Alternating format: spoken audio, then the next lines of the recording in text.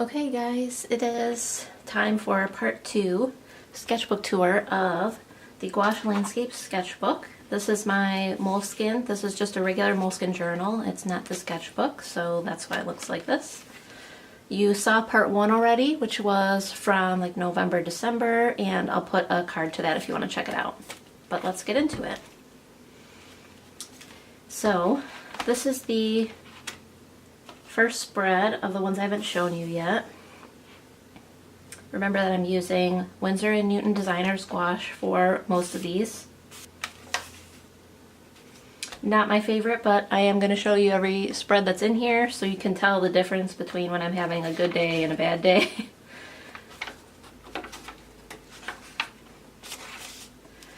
I was really pleased with all the color experimentation that I did in this sketchbook, so I am happy with the final result and the things that I've learned and sort of been able to experiment with in this one.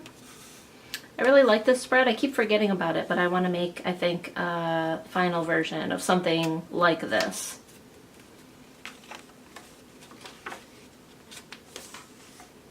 Some of these you can tell are inspired by or inspired the new acrylic landscape pieces that I've been working on.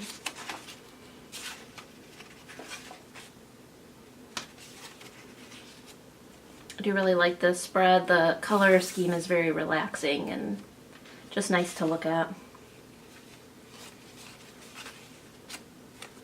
Some of these more like blue ones are, I was rewatching Poldark, so they're very much inspired by the landscapes that you see in the show, which are really amazing. I feel like I need to go on like a Poldark tour as like a future vacation.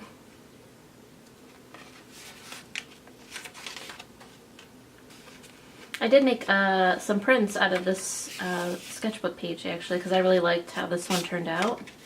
I really like this one too, but I might make a larger scale original of that.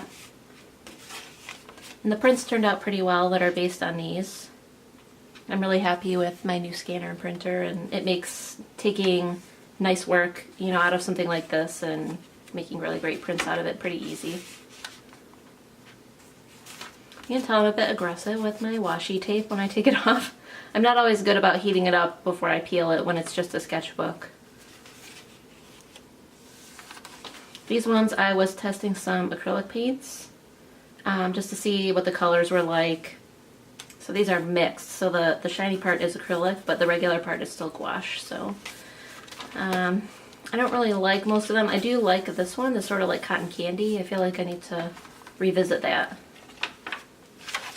Here were an example that I did that eventually turned into a couple originals, and they're actually up in my Etsy shop right now. So if you want something that looks like this, I do have some small originals that are mountainscapes like that with nice sort of like soft skies.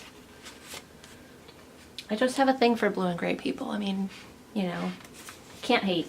Can't hate. Sorry to my Spartan fans on this one. Michigan folks know what I'm talking about. This is where I was experimenting towards the end with these sort of like orange yogurt shades, which was real fun. I definitely like the two squares over this larger one, but it's pretty hard to blend when you're going with opposite shades. On the last part, I decided that I would write a little bit about this sketchbook, since it's one of the ones that I have that had a specific concept behind why I was filling the whole sketchbook. You know, really studying gouache, studying different color combinations, studying landscapes specifically, and sort of like minimalist landscapes that are based on, you know, texture and a few brush strokes versus highly detailed and photographic looking.